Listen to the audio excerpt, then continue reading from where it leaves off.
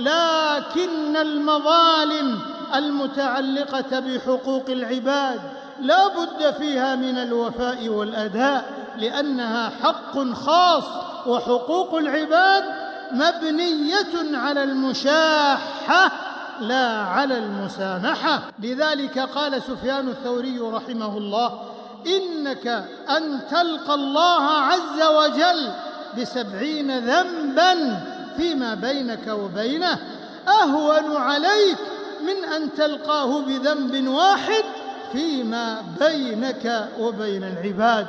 وقد أفاض ابن القيم رحمه الله فقال: وقد تجد أناسا من الصالحين لا تكاد تخطئه صلاة ولا صيام ولا ذكر ولا دعاء، لكنه يفري في أعراض الناس فريا.